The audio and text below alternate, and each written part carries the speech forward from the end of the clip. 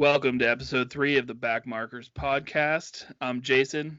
We've got Ryan, YT, and Logan here, and we're talking about road courses. So basically, a three-man podcast tonight. Hey, Jay's out for this one. Good night. Well, I mean, you were close though, Jay. Your boy almost came through, but Christopher Bell stole that in the end. The youngin. I'm with it. Honestly, though, pretty fucking great weekend for Toyota, if we're being honest. I mean, Christopher Bell, obviously. From wrecking the field to winning the race. Yeah.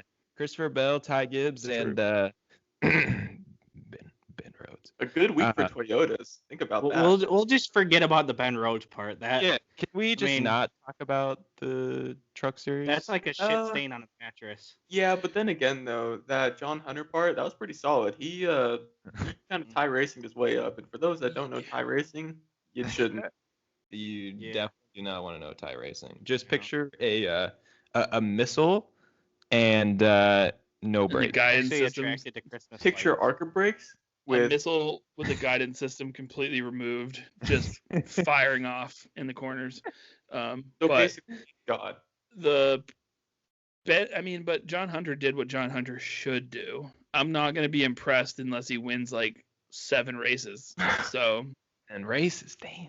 yeah, There's only 23 races on their schedule. okay, 6 races. I mean, look what Chase Briscoe did in Xfinity. I mean, pretty look obvious Austin Cindric's probably going to win 9 or 10 races this year.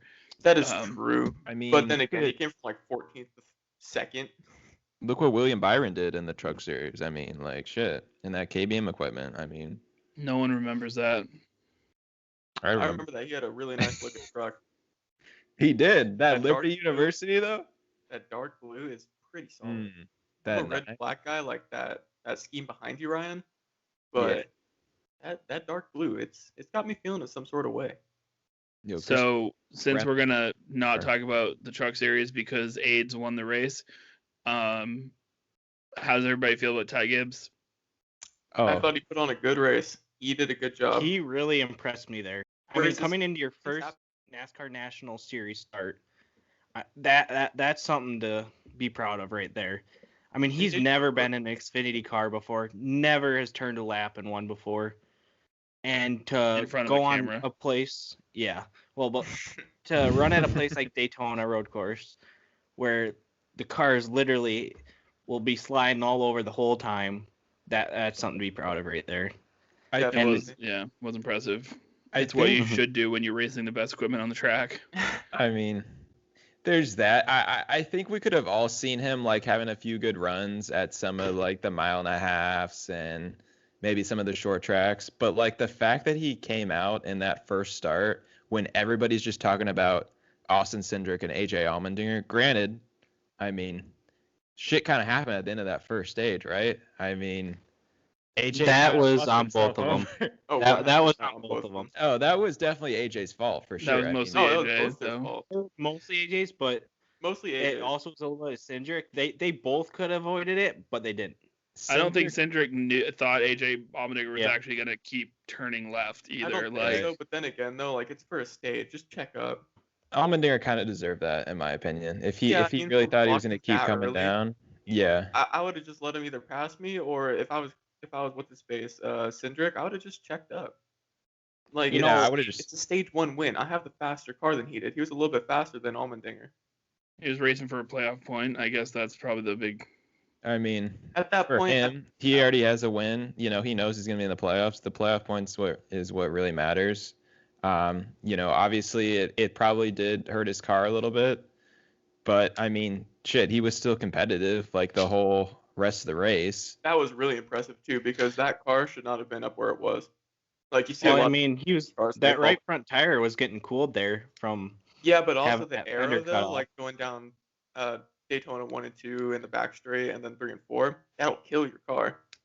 But I honestly Yeah. think the right front tire being cooled was Yeah. outweighed that. It helped little on the stretch- that long stretch of the runs. track. Yeah, it Yeah. did help on the long run, but I don't think it outweighed everything. I do think that overall it hurt the car a little bit, but but it definitely did help a little bit. That right front getting cooled off definitely helped out a little bit. It's like If it help- Martinsville when Yeah, whenever someone gets Truex. the right front torn off, yeah, they drive better just because that right front gets pulled off. They have more grip in it.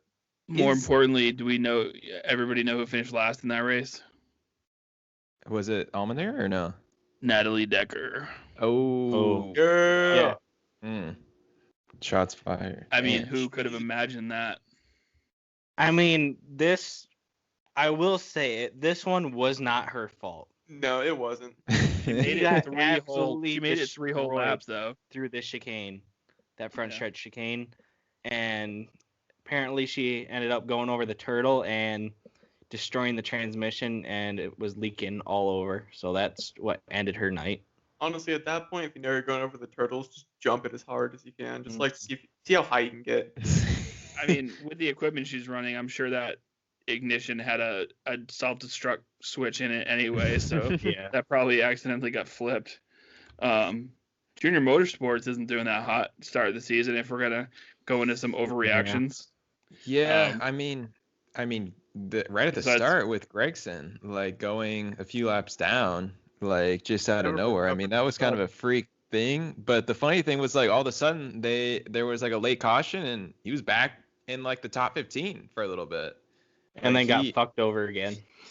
Yeah, I mean, I think Brax is going to be tough to beat once Junior Motorsports get like their feet under them. I think they're all going to be tough to beat. Yeah. Except yeah. for the 8 And cars. they should be. Yeah. That's the ghetto car. Yeah. Their highest finishing driver was Miguel Paludo, who finished 7th. He Right. hasn't been in a stock car for how many years? It's been a while.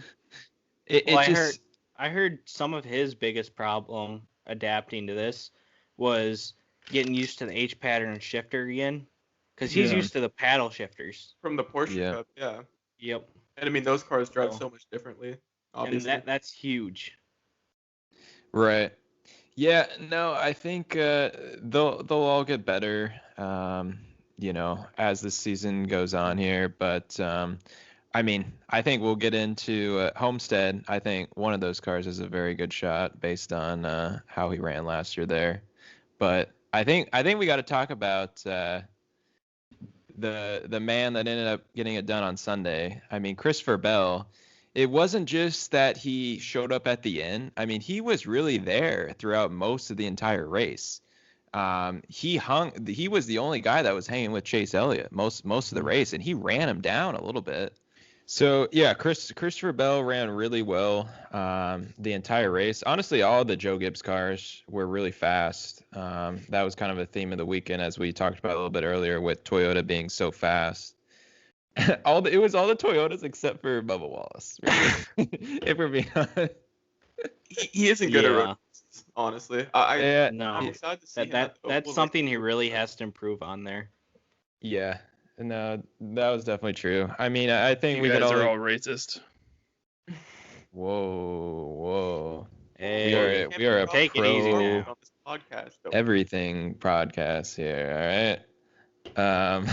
You got that right. I love watching NASCAR races. So anyways, I bring my Confederate flag. All right. all right. So Christopher Bell won. Yep, that's about it with Had a that. pretty solid pass. Good job. Well, yeah, it was like, honestly, I thought when he came like out of the bus stop and then Logano like cut him off low, I thought Logano was gonna cut him off again and like put him in a wall or some stupid shit. I was hoping he'd put him in the wall. I I was hoping thinking, he'd run him right through he'd punch him right through one of those turtles and just send him. When I was I watching was- it, I I was honestly thought that either Logano was gonna just push Bell into the wall, or Bell was just gonna turn him on the back straight, just Yeah. tailer him. That's what was going through my mind as well. I was like, Logano's not gonna go give him the lead without a bunch of blocking, and I mean he did block, but Christopher Bell just had such a run that he couldn't do anything. And with he it. had new tires compared to Yeah.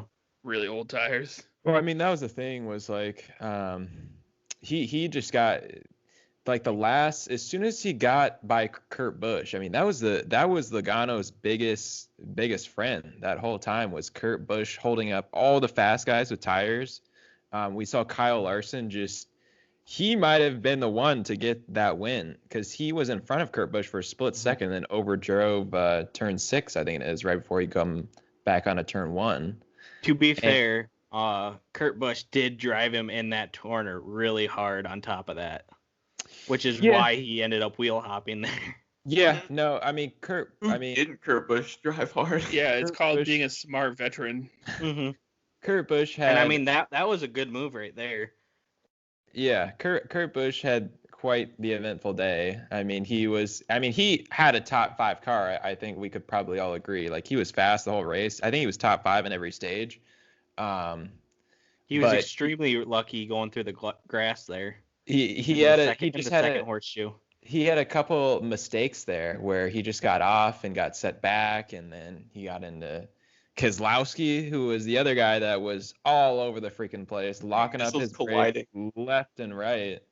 He was driving like a pissed off teenager. That's what it looked like. That's literally what it looked like. Somehow, I think he finished 5th, I believe. Yeah, he did finish 5th. Yeah. So, I mean, never quit at the end of the day. But Christopher Bell, no, obviously, as we talked about with Ty Gibbs a little bit, extremely impressive. We never thought, back when, Christopher Bell's Xfinity days, we never really thought he was the road course guy. Although I think he did win at Road America in 2019. But other than that, he really wasn't the road course guy, and he didn't run very well at him last year. But my biggest thing is the fact that he outran Denny Hamlin, Martin Truex Jr., and Kyle Busch in the same equipment on the first. He's only been here one other time. Like, that was so impressive to me, the fact that he was just able to do that, keep up with Chase Elliott, who obviously has been the king of the road courses lately, and then make a late pass of Kurt Busch, run down Logano, and make a great move on him. And it was a great clean move too. Him and Ty Gibbs, man, like they were extremely freaking impressive to me this week. What's interesting too, these last 2 weeks? Yeah. All the drivers have been from LFR, Divine Family Racing, for the Cup Series. That's true. Yeah. And I don't think it's fair to say that Christopher Bell outran Kyle Busch, because we never got to see Kyle Busch actually perform with their good race car because of that incident off of. Oh, that's fucking heartbreaking. I mean, he was back in the top 10 there with all that damage, so it would have been interesting to see what. And I absolutely despise Kyle Busch, but I would have liked to see what he could have done with a good car. No, he drove well. I don't know what happened to Truex. Truex looked really good early in the race, and then all of a sudden, like, that car just. I mean, it was still good. It's just like he just gave up. That's what it looked like. I think he just got caught in the mess. Yeah, he got in one accident and got spun around. Or he's ended up spinning. I think he got into Christopher Bell actually a little bit. He overdrove turn 1 on the restart, and then got sent back there. But even before that, he was fast, like I said at the beginning, but he wasn't as good as Christopher Bell or Chase Elliott. So say what you want about Joey Logano, but he just ran a smart race. Like he was he was always up there. He minimized his mistakes. He wasn't the best car by far, which I think it's gonna go a long way this season if he can have a bad car and finish second in a race. And he should have probably won the 500 too. What do you think about NASCAR's caution system on road courses? Well, I'm gonna go first with this one. Okay, yeah, you can. Okay, so I honestly kind of like their system. Like, if people get spun out, they just let them race around it, and they're like, all right, just don't die.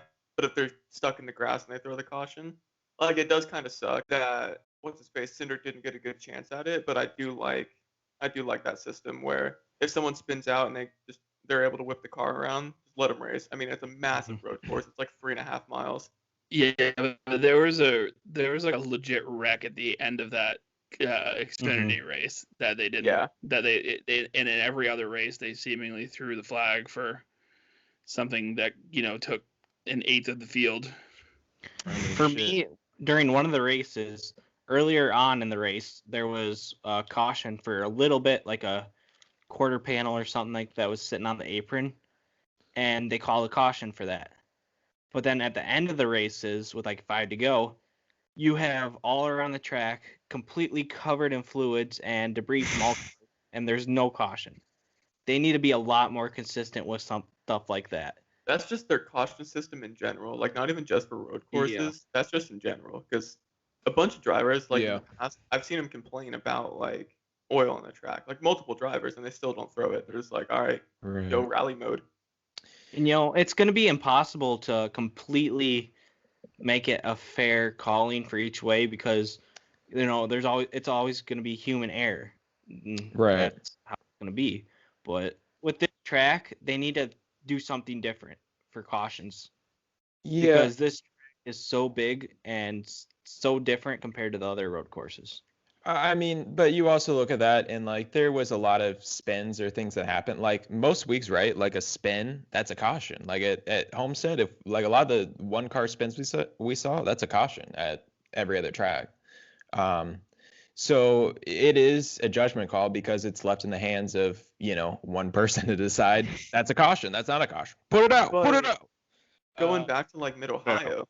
If you watch them in the rain, there are cars spinning out all over the place, and there's like no cautions. Like they slam into the tire barriers and everything, but they get rolling within like 10 seconds or so. Right. Which is a lot of the time that happened with the Xfinity Series race during Daytona. In the Truck Series, I mean, that was a fucking caution fest, that whole thing. That was ridiculous. They threw those pretty early. I'm pretty sure there wasn't even like a wreck half the time. I think the fact that it takes so long for like to complete the whole caution cycle, like on a road course that big, I really don't think they want to throw the caution. But if their cars are stopped, if there's a car not moving, or if there's obvious debris just sitting out there in the middle of the track, they don't really have that much of a choice. I will say, like, I feel like there has been a few guys at some of the road course recently where they get spun around or something and they just sit there, and wait for the caution, which that's the smart thing to do. I mean, I can't get this refired. Yeah. Oh, the yellow's out. Oh, look at it fired right up. I mean, guys do that on the short tracks too up here. Yeah. Oh, that's all over. But there was a couple of that instances during this week, and then they realized that they weren't getting a yellow for it, so they ended up started going there. But that truck race, I was at working a fish fry. I got to tune in for like at the last 10 laps, and I just caution. And then there was like 30 more laps. After that, I had to go home, and I got home. I was like, I wonder if the truck race is still on. Oh yeah. Turn it on, and they were still racing 20 minutes later.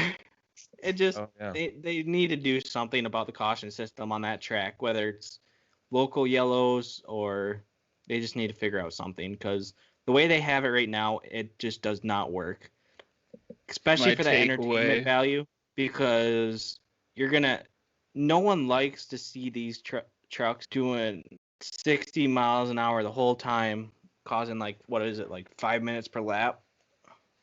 Yeah. No, I get that. Sorry to interrupt you, Ryan, but it'd be a good system if they just run the actual Daytona Oval for the cautions.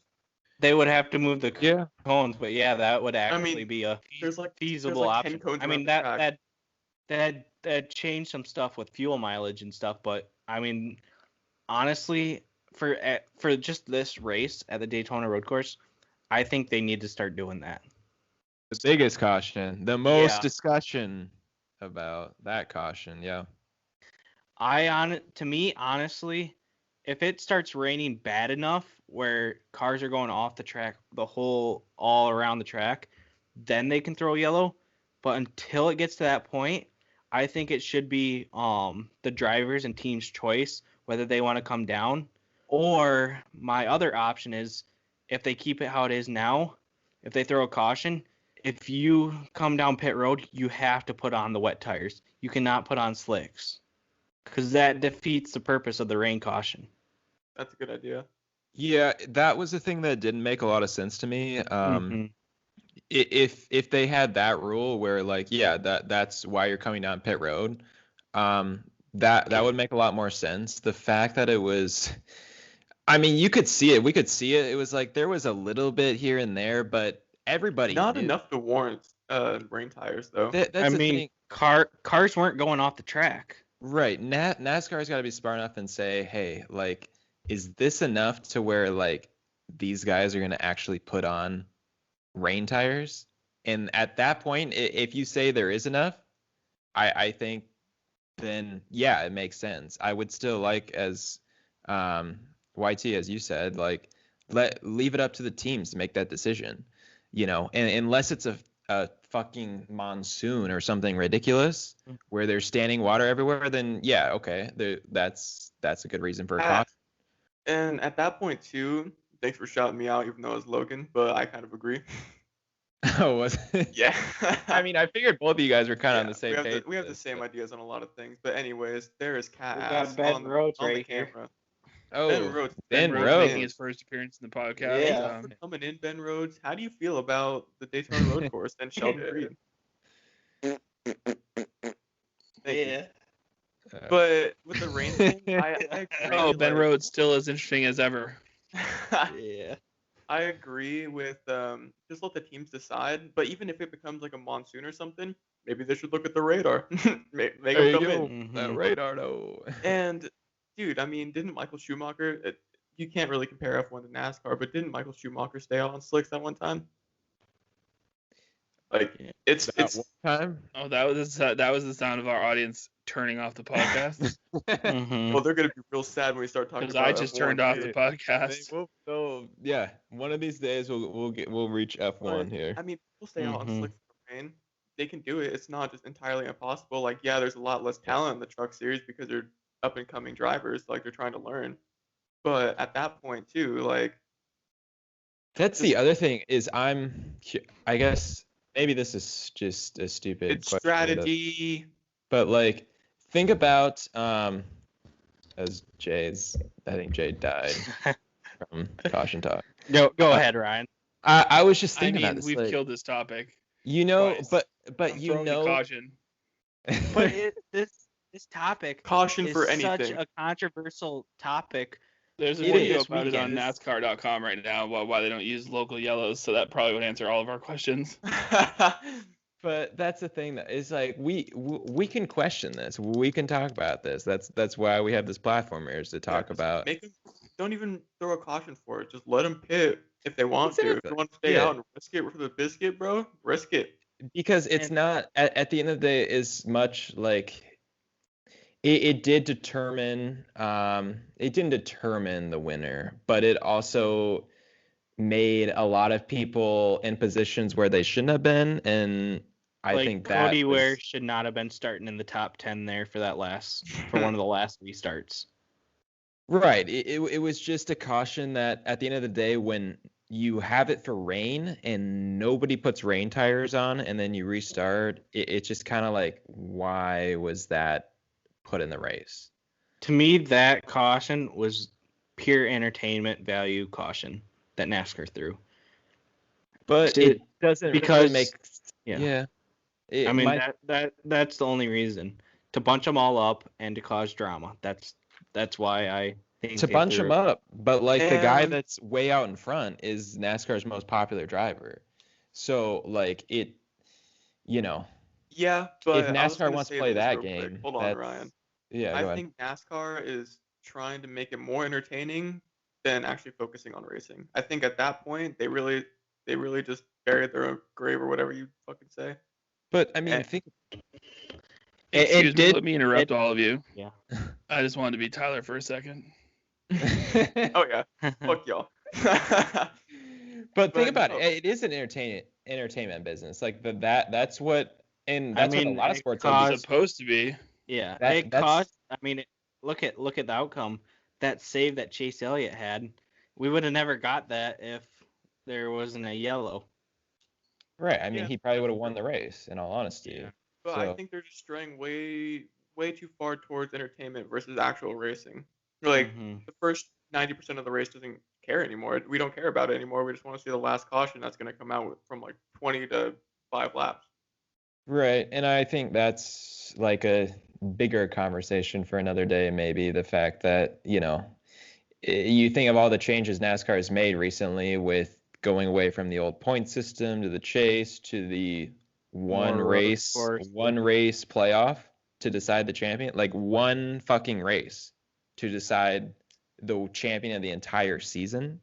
That's a whole different topic to get into.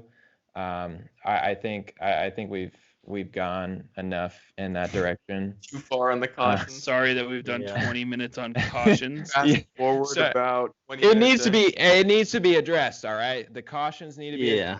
NASCAR has never fucking been consistent with cautions in any track. And they never will be. It just seems like they're getting worse as well. Right. I mean, and maybe breaking news. Timmy Hill had a baby today. It came out last somehow.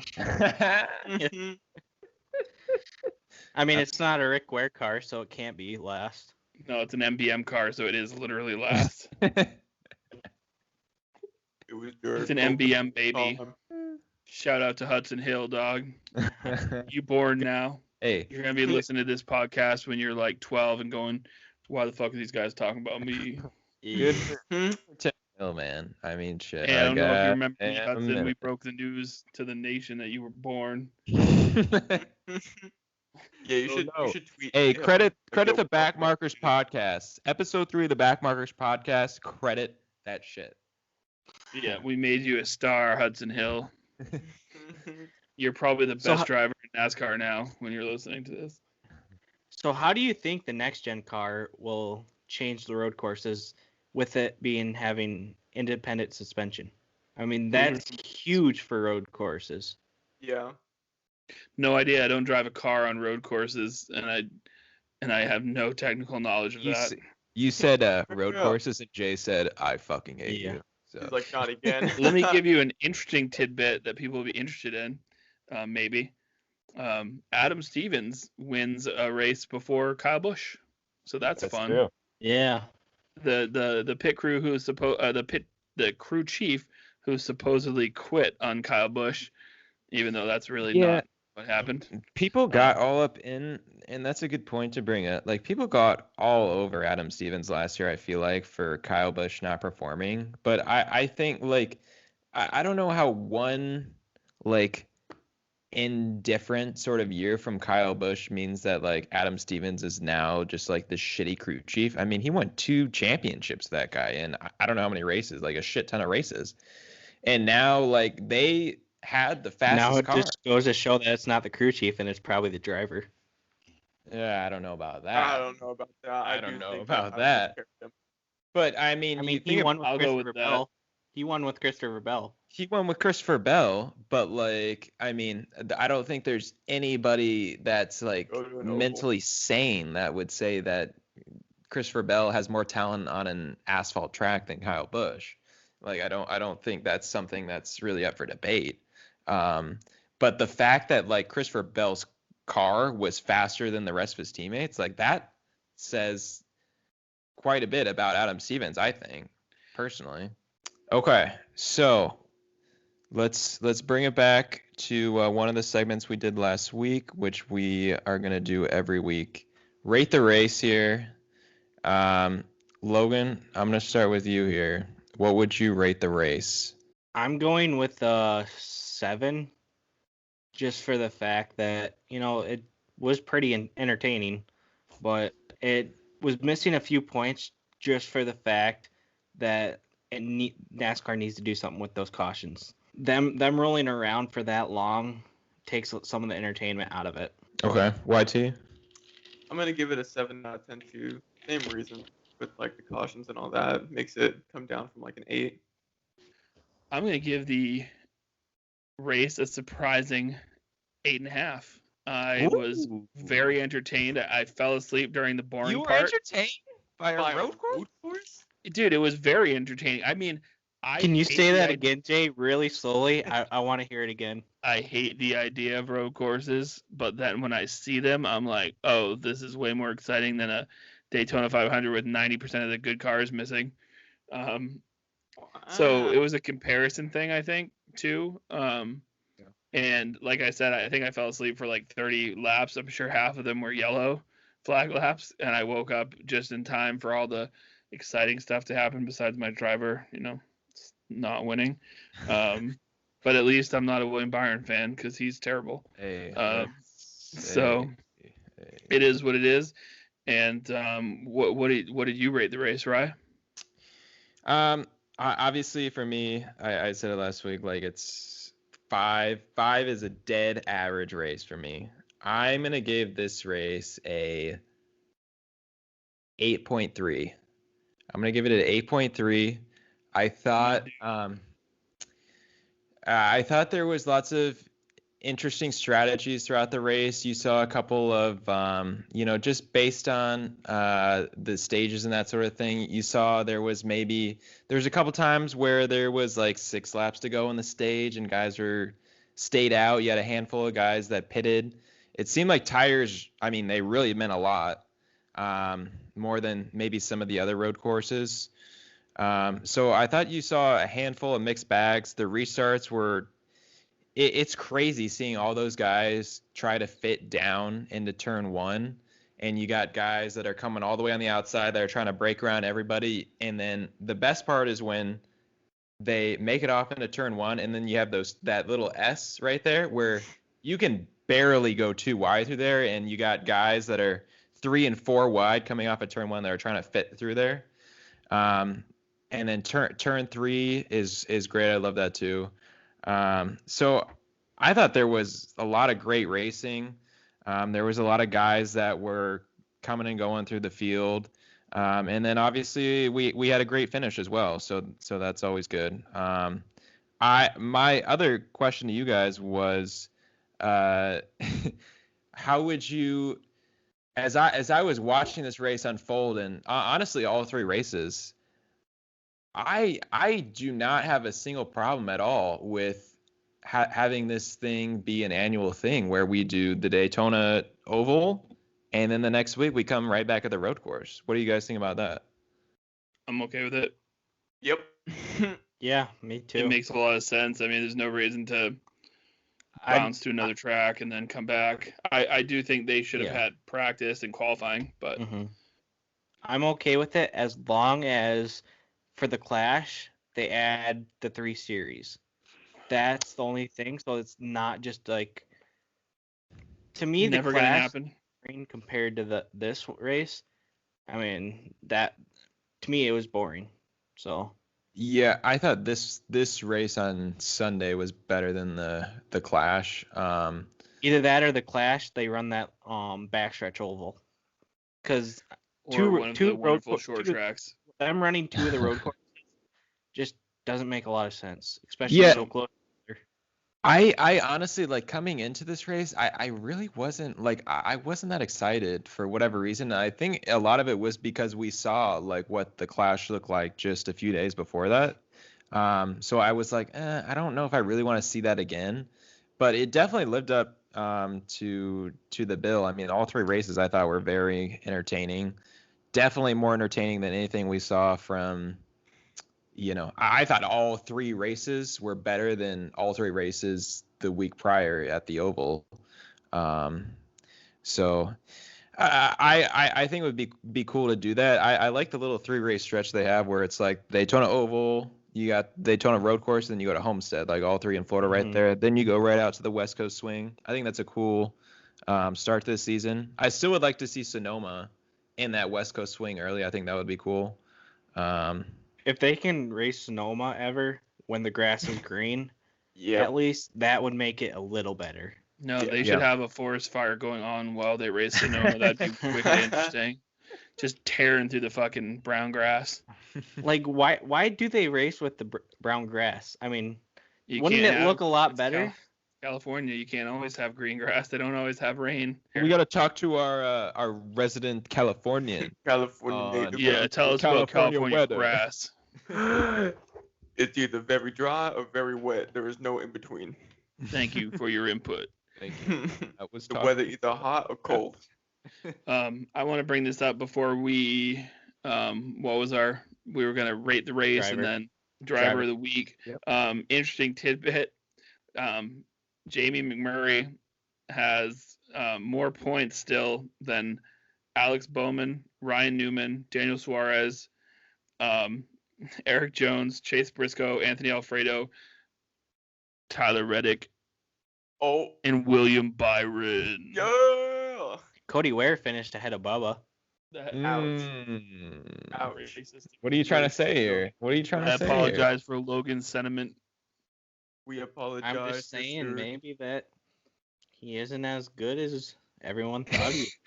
They throw Cody Ware in a 2311 car. If you puke on yourself, you get an extra added bonus to your speed. Well, let's talk about our driver of the race, and then we'll move on to that next subject. With Garrett Smithley, Joey Gase, who didn't race. No joke. The race. All right, I'm gonna start. I'll start driver of the race. It was so funny because I was watching the race and I was thinking about like who my driver of the race was gonna be, and I pretty much through like halfway through stage 3, I had 2 guys who like I was pretty sure I was gonna say. I mean, this is nothing insane at all, but Christopher Bell was gonna be one of my guys for sure. But I'm sure everybody was gonna say that. But the other guy was Kyle Larson, just because he and Christopher Bell, they both didn't race the Clash, so they both didn't have those extra laps there. They came right out, and neither of them, they're not really known for road course racing, obviously, but they both ran like top 7, 8 the entire race. And like we said, Kyle Larson had that one mistake coming out of turn 6 that might have cost him the win, but both of those put him in 30th. To finish the race. Right. It was one mistake, finish. Honestly. But I mean, both of those guys ran great the whole race. So both of them, I would say, were my drivers of the race. Can I pick 8 drivers of the races then? Yeah. Is that okay? You didn't have as many drivers. The whole field. Yeah. Honestly, Ryan Preece Minus is my driver of the race. I don't think I saw Ryan Preece once during that race, aside from the start, but yet he finished 9th. So, especially for another driver. Another driver not known for their road course skill. I think someone during the broadcast said that he raced road courses in his modified, which I think was the dumbest thing I've ever heard anybody say. That's ridiculous. Yep. But it was said. It was definitely said. But I guess because probably said they were trying to say. I think it was Mike Joy. Honestly, he probably thought he saw Ryan Preece at Riverside that one time because he likes to bring up Riverside every chance he gets. But yeah, Ryan Preece, that was a pleasant surprise. I'm rooting for the guy because he's got no free pass like the rest of the drivers. I want to say this real quick before we move on because you got another driver of the race. Driver. William Byron. That's the thing about. So that was my thing about driver of the race was like I feel stupid when I say the driver of the race is the guy that won the fucking race. You know what I mean? It's like we would call you stupid if you said that. Yeah, well, all you guys said Michael McDowell the last race, and but that was different. Yeah, it was different. This is the third time that Christopher Bell has won the second race of his second season in the series. That's true. Too. That's true. He did that wearing the truck, Xfinity, and Cup now. Now Cup, which is impressive. Mm-hmm. Yeah, I was gonna say this actually. I don't know if you guys saw. It was like on the pre-race. Did you guys see that little interaction, like the clip with Jeff Gordon and Clint Boyer going around the road course? The rental cars. That was fucking hilarious. Like they need to do that every week at every track. I am so genuinely curious how they like pulled that off with Fox to just hop in these 2 cars. Like They've got the fucking windows down. They're rolling around these things. They're spinning each other out. They're breaking they all don't this even shit. They don't even have helmets. on. They have nothing. Loss of insurance, I'm pretty sure, is how they pulled that off. I mean, they were probably only going like 15 miles per hour, so. But still, you can fucking roll a car doing that. Yeah, I think Gordon was on Jeff 2 wheels. Sideways. Yeah, Gordon at got. one point. I thought Gordon was going over one of those times. I was like, oh shit! And like, didn't his car catch on fire after they went through the tunnel? That's what they said. Yeah. Was a Chevy Malibu and a Ford Fusion or something? Fusion, I think. Yeah. That's God. Yeah, that was great. They really missed an opportunity though. They should have like cut to Clint Boyer running to at Phoenix, running towards Jeff. Oh God. Okay. I hope they need to talk about that at least once a week. Mm-hmm. Oh, I'm so down for that. Logan, driver of the race. Yeah. Well, for my driver of the race, as much as I hate him for blocking Chase Elliott, and my driver of the race is Brad Keselowski. For the amount of times he went off track, he still finished in the top 5. I mean, that for him driving off as a pissed off teenager to finish in the top 5 like that after spending probably 30 minutes of the whole race in the grass, I'd say that's an accomplishment. Brad Keselowski finished 5th in this race. That was the thing, though. It's like the Penske cars. I wanted to talk about it real quick because Ryan Blaney. Everybody saw like how good he ran in the Clash. He wasn't. I don't think he cracked the top 10 the entire race. Like Chase wrecked his good car. Yeah, he was there. Like he started way in the back, and he never made his way into contention at all. Well, he had two run-ins with Chevys. First one was AJ Allmendinger missed a shift in front of him going onto the backstretch, and then the second one he just sent who was it, Chastain into the wall, entering the backstretch. And he still ended up salvaging a 15th place finish, which is, Kyle Larson finished 30th, William Byron finished 33rd, Austin Dillon 34th, Kyle Busch 35th. So, And to me, Ryan Blaney on road courses is either at the finish, is either going to be at the front or the back. It just doesn't seem like there's a middle. I think he's a good road racer, but for whatever reason, it seemed like there was something off with the Penske cars, like the whole race. Like I don't think they were really that good. Like they were like the only cars really that you saw like consistently just like would slide the tires and like lock up the. Well, that's because Brad was really heavy on the brake. Brad and Joey said as much after the race too. Yeah, they said that the Penske cars had left some speed somewhere, and basically they needed to get better at road courses with their cars. I mean, so credit to them. Obviously, they both got top 5s out of it, even with cars that I don't think probably deserve to finish there. But YT. And young Tyler Barnett, who is checking his dick for STDs. Who was your driver of the race? My driver of the race, I got to agree with Jay. I think it's Ryan Preece. I mean, that man outfinished a teammate who has a charter. Meanwhile, Ryan Preece doesn't. Finished inside the top 10 when he's not known for being a road course racer. I mean, you didn't hear about him all day till. Well, according to Mike Joy, he's a road course racer. Yeah, he drives those mods, goes out on Watkins Glen in a modified and just tears it around. I would love to see that. He probably takes super late models to Road Atlanta, bro. Oh yeah. I don't know that other dude's ever stepped in a super late model, bro. If those wheels ain't like 30 inches wide, he ain't driving it. Unless it's a cup car.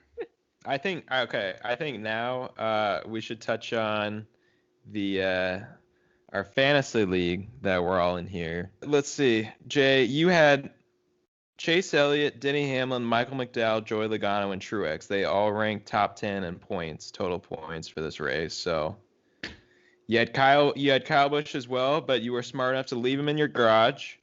I'd like to say that I was smart, but I just totally fell asleep during part of the race, so I wouldn't have had a chance to take him out, thankfully, because I probably would have taken him out at some point. You also had Joey Logano as the race winner, and you almost got that extra 15 points as well. Yeah. I ended up second here at Jay had 199, I had 163. Oh. My issue was I had a few of the same guys. I just left Kyle Busch in for Michael McDowell, unfortunately. And Kyle Busch only had 3 points the entire race. 3 points. And he had a single stage point and still landed with 3 points, which is wild. Well, that was my thing, is because he had the early trouble. He started working his way back up in the top 10. I was like, all right, well, he's going to have a good finish. And then he just had more fucking issues. And McDowell was there to take advantage of everybody else that had their own issues. So that was unfortunate. I did get Toyota right as the manufacturer and Joe Gibbs Racing as the winning team, but it wasn't Martin Truex Jr. like I predicted. But at what cost? At what cost, exactly. Logan, let's see. You had Michael McDowell in your garage too. You had Michael McDowell in your garage too, and I actually put him in the garage. Yeah. After probably into the second stage, because he was in the mid-20s that whole time. That's when Austin was still doing okay. Yeah, Austin Dillon ran you had Austin better Dillon. than I expected. Yeah. I don't know why I picked Austin Dillon. I didn't realize he hasn't finished in the top 15 ever in a road course. He ran inside the top 15 most of the race. Yeah. Like I was excited. That's why. And then he faded off to 34th. Yeah, after the second stage, he did that, and I wish I kept Michael McDowell in. Yeah. Well, that's the other thing, is it's hard, because that's the thing with this, is you only have 10 uses for each driver, and there's for the 26 regular season races. So at a road course super speedway, it's always nice to be able to keep somebody that's, a Michael McDowell and AJ Allman there, some of those guys, keep them in there, use one of those uses for those tracks, because obviously there's a good chance they're not going to be very competitive at. And I'm still learning with this. This is my first race ever doing this. So. Oh yeah, no, it's a fun thing we got going on. We're gonna keep track of it the whole season and see what happens. YT kind of lost track. Yeah, he kind of simped out this week. He left his Daytona roster in there, which got him 124 points. So, could have been 0. Oh boy. I got 148 points, so he's not that far behind, and I actually put in my picks. So. he did have 1-0 in Bubba there. Wallace in it. Yeah, he did have Bubba Wallace, but you did have Logano, who had the most points, and Keselowski had the 5th most. But you had no picks for any of the bonus picks, so that did kind of kill you there. It is all good. I don't need it. I just come in clutch. My Bubba Wallace pick for the 6th week in a row is going to come in clutch someday. Use them all up right now. Exactly. That's what you got to do. Yeah. Save Bubba for Martinsville, baby. After 2 weeks here, Jay is well out front at 341. I'm at 272. YT, you are at 260. And then Logan kind of missed the first week. Yeah, I didn't qualify for the Daytona 500. I wrecked out during the duel. He didn't make it to the duels, unfortunately. Logan actually has Campbell's soup where his brain belongs, so we have to forgive him sometimes. He got taken out by Garrett Smithley in the duel race. Yeah. I know another guy that did, and so. Anyways, it's a common thing. I also would like to thank FanDuel for giving me $70 on Sunday. Yeah. The reverse sponsorship. You actually made $70? Yeah, I won $70. Dude, I started with $10 at the partway through last season, and I haven't put any more money in there, and I'm up to over $200. Oh, nice. On almost the IRS is all NASCAR. Yeah. IRS. Why are you so good at it? And I made 3 different lineups as well, and all of them finish in the money, which is wild for. So were you the one that called the caution? Rain caution to make them to make you win better. Jay, what was like your NASCAR's in the booth and they're just like, "Who's this weird number calling us?" They pick it up and it's just like, "You don't know me, I don't know you guys, but all I know is that there's rain coming." Throw my it. my top lineup was Truex, Logano, Busher, Bowman, and Dillon. Okay. Which Bowman didn't show up there till the end. Yeah, but with FanDuel, differential is a big thing. So you've got good guys starting in the back. Like Bowman got 26 points alone just for 13 points for being 26 places above where he started, because he started like second to last. So you get a good value out of guys like that. So what you're saying is, do not pick Rick Ware Racing. No, there was a guy who did. I saw his lineup and I couldn't believe it. The last 5 guys in the starting order. Yeah, that was it. And so he had Bowman still there, but it was like Timmy Hill and a few other guys that you don't ever want to. That's the thing, though, is that honestly, next week too, there's still. I haven't looked at I think Bob Pocker's already fucking predicted the starting lineup for next week, but I think there's still going to be a bunch of guys that should be fairly competitive that are starting in the back next week, like Benedetto. Reddick ran good at Homestead last year. Yeah. He actually needs to not let off in the final lap. He's like, Reddick, telling me this race is not 266 laps. Reddick will definitely be a big DFS pick this coming week, starting back where he's going to start. He just needs to keep it out of the wall. That's it. That's his only problem. He needs to keep it out of the wall with this steel body. Kyle Larson will be in everybody's lineup depending on where. Well, because he finished 30th, so he'll be back there too. He'll be probably the most expensive guy in DFS because of all the positions. He'll be in 15th by lap 4 probably. He's gonna pull a NASCAR heat mode, dude. He's just gonna drive it to the bottom in turn 1 and 2, and then Briscoe's another one that might be a good pick. Right, and this is the other good thing to point out for all the DFS players out there is that the way they have it now with the qualifying system and all the lineups coming out on, I think they're all come out on Wednesday for every week except for, I think there's only 7 races where they actually have qualifying. But the FanDuel and DraftKings, they can all wait until Wednesday to see the lineup and retroactively adjust the guys based on how far back they're starting. I noticed they did that with AJ Allmendinger, for example. He started way back there, but he was the 4th highest priced guy. Because they're starting to, to kind of ratchet in that differential. Right. I think Bowman was such a real good value because I don't think he's ever been really strong at road courses. Right. But you're right, a guy like Allmendinger who's there because he's good at road courses, and his right wheel didn't start on fire, so he finished really well. I had him in one of my lineups, and he got 51 points. Right. No, he ran good. What you're saying makes sense because you can't even make a NASCAR lineup right now if you wanted to because they don't even have that option. Honestly, I think it's smart by them to do that and wait until they put the actual starting order out, and then they can adjust it based on that, because they definitely do. Most other weeks where it's normal and they have qualifying, on Friday or whatever, the prices are out before that. So there might be a guy that's, Blaney or Truex or somebody that might be good at a certain spot.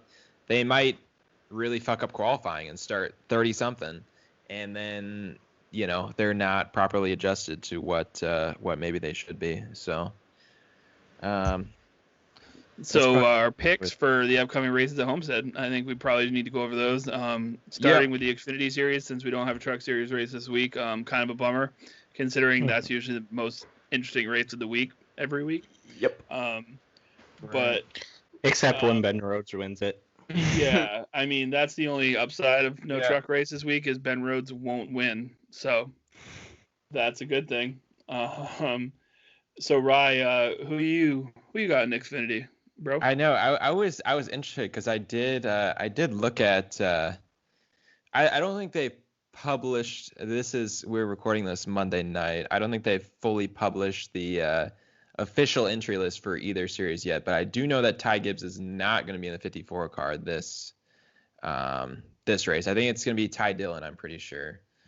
Not that Ty Dillon being in there. I mean, he's going to probably cause another big one. So he probably will. He probably will. I'm going to say that Noah Gragson will get redemption at Homestead. He probably should have won both of the races last year.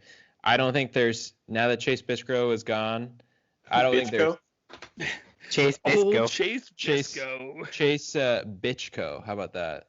He finished bad in both the first races, so he lost the R in his name.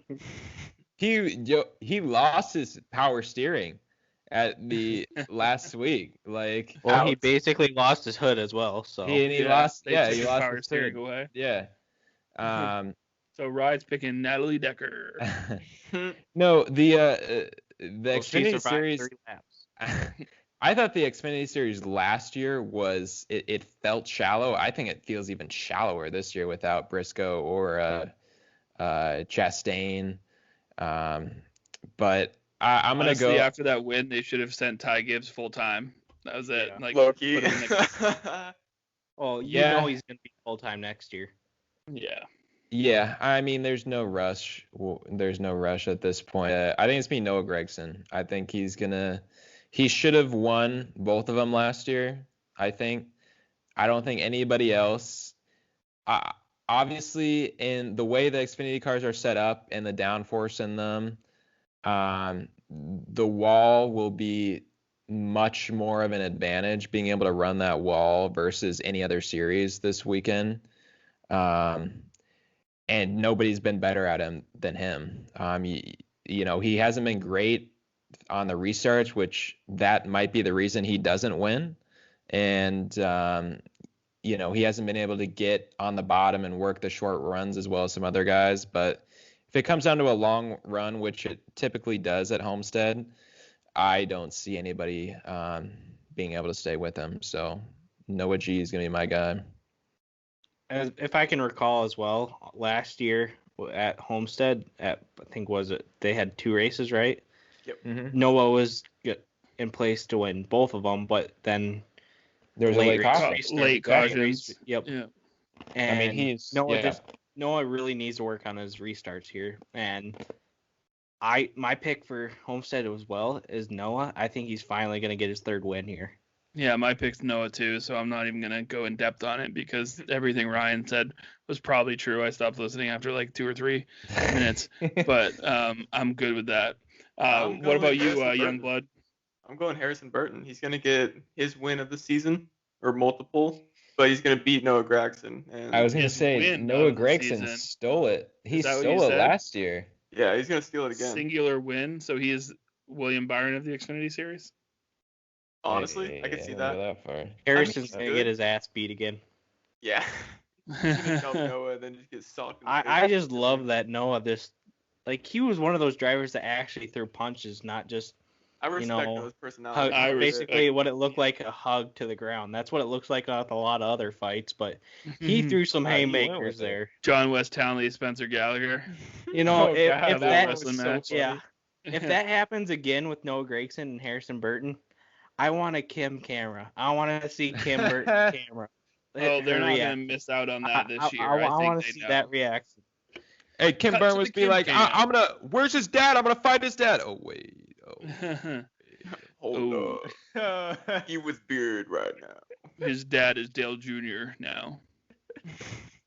Yeah. So the Cup race, my pick for the Cup race is going to be Christopher Bell going for 2 in a row. Wow. Oh. It's a fucking crazy pick, but any other pick I had was just we like crazy up in here. That's why I'm going Joey Gase. He's in the playoffs already, so he doesn't have to he can just go full send. He can run that top. It'll be him, Reddick, and Larson just rolling around the top of that place, just touching that rear quarter panel off the wall every turn, hoping that they it's gonna look like the first Cars movie. Yeah, I don't know what that means, but yeah, sure. Yeah, that's a good call. Wait, right. You've never watched Cars? No, because I got I'm an adult. Dude, it's like the best adult movie ever. All right, I'll watch it. I've never watched any of those animated movies. I ain't even seen Shrek, homie. The last animated movie I saw was Cars probably movie. South Park. The first one is better. Second one kind of gets Third one's okay. Yeah. Yeah, I'll give it a shot. Everybody seems to like it. So, Logan, who's your pick for the Cup race at Homestead? Joey Logano. Ooh. Wow. Yeah, I saw Jay almost spit out I am starting to like Logan more than all of you motherfuckers. All these picks that I'm picking Penske, I absolutely hate it. But the stats don't lie. The stats don't lie. Okay. Has Joey Logano ever won at Homestead? Had Christopher Bell ever won at the Daytona Road Course? I mean, I guess not. There's only been one of their races. Michael McDowell ever won before? Exactly. Yeah. Joey Logano on those late race restarts somehow always finds himself up front and he's always good contention there for a win. Hey, has Kyle Busch ever won at Monaco? Hey, there's no Carl Edwards to slow Joey Logano down this time, so. Okay, yeah. That was pretty funny back in the day when that. Throwing it back. My pick is going to be Joey Logano, as much as it pains me to say it. Okay. Tyler's pick is Brad Keselowski. Let's go, Penske. Incorrect. Nah, he already picked Joey Gase. Incorrect. Yeah, Joey Gase is on the books. Kyle Larson. Wow. Pick of the week. He has good equipment, and I think he's going to do good here. I mean, obviously, this is one of his best tracks, even in the 42. So, in actual good equipment like Hendrick, I think he's going to, no practice. He's gonna tag the wall on lap 5, and then have you seen him in the late models though? Second start, wins it. Yeah, that's you're confusing dirt with asphalt, sir. I mean, a lot of dirt drivers do well at Homestead. I have a bad feeling that Kyle Larson's going to end up cutting the tire down from getting in the wall. Yeah. I can see it. He's going to turn down and steel bodies. I can't wait till they get rid of these steel bodies next year. I think it's going to take Larson a while, and that's part of the reason I didn't pick him. But I think it's going to take him a while to get back in the swing of things, especially with no practice at a track like this, especially when his best asset at this track is running the wall and running it better than anybody else. I think that's why we saw like Tyler Reddick last year. He finished third, and why he was so competitive. Another dirt racer. Right. And especially running the wall with these cars having basically no horsepower. Right. Yeah. Who is your pick?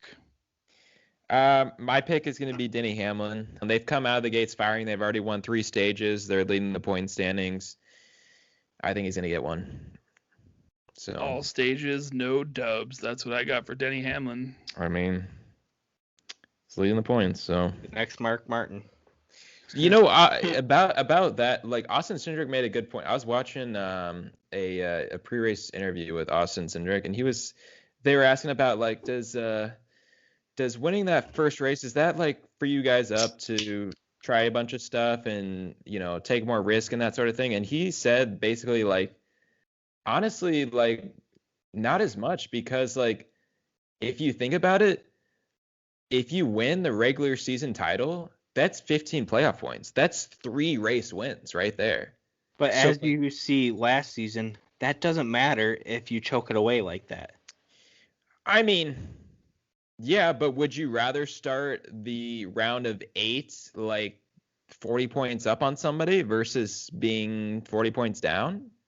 Like I mean, I know it didn't work out last. I'd rather be down, because then you can't relax a little bit, because when you relax, you become complacent, like Kevin Harvick did. I mean, I don't really know if he became complacent or not, but I mean, any advantage you can have in this sport is something I think you got to take advantage of. So if you can pile up those playoff points, those 15 regular season playoff points, there's no negative to any of that in my opinion. So I don't know. That's a fact. Yeah, that makes sense. Yeah. We'll see how it shakes out towards the end of the year. Obviously, we're only 2 races in. It's too early to be counting playoff points and point standings and that sort of thing. As we've seen, the guys that are fucking Ryan Preece is 7th in points, with no charter. Yep, Daniel Suarez is 25th ahead of Eric Jones, Chase Briscoe, William Byron. I mean, William Byron is only 2 points in front of Joey Gase, as much as it pains me to say that.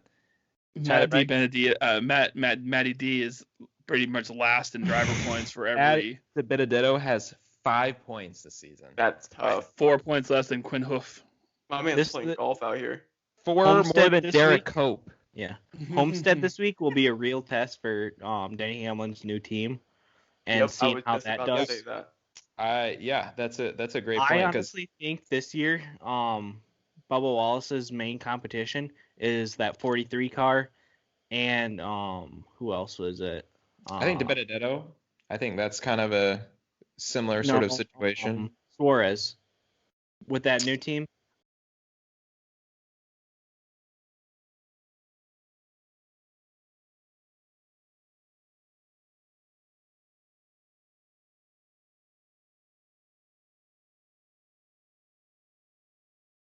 Helmet this race. Yeah, no, that's tough. No, I think at the end of the day, I just thinking about it, like Denny Hamlin, I feel like there's no way he's just gonna represent like a car that's fucking 25th in points or a 25th place car essentially. Like this car I think is good enough to finish top 16, 17 in points. I think that's how good the car is. Whether Corey LaJoie in it, and you got a championship. Yeah, I don't know about that. 15th place in points, Corey LaJoie. I don't know about that. Only two spots behind Bubba Wallace. Hey, I mean, we'll see what it looks like. I mean, so we got Homestead coming up, we got Vegas, we got Phoenix.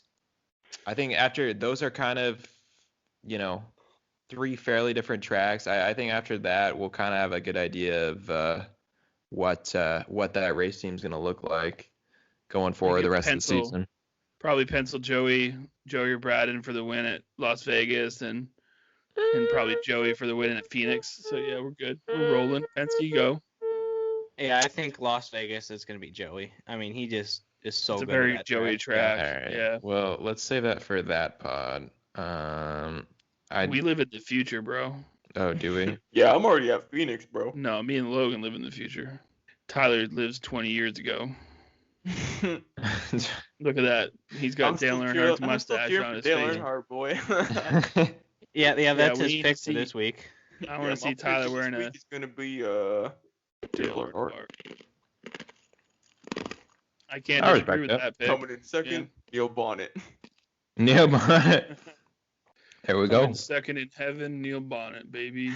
You know who actually had like a quiet, like he didn't do, I mean, it's a big name, but he didn't do anything. It felt like the whole race, but he sucks at road course, especially this. Kevin Harvick finished 6th. I think it just came down to smart veteran racing for guys like him and Keselowski, unfortunately, because I'm not a big. Harvick is like a funny guy, but I just can't like him. Something about him just is off, and I wish he'd retire. I think it's because that. And with the road course finish, it was mainly who could survive the last restarts. That's literally all it was.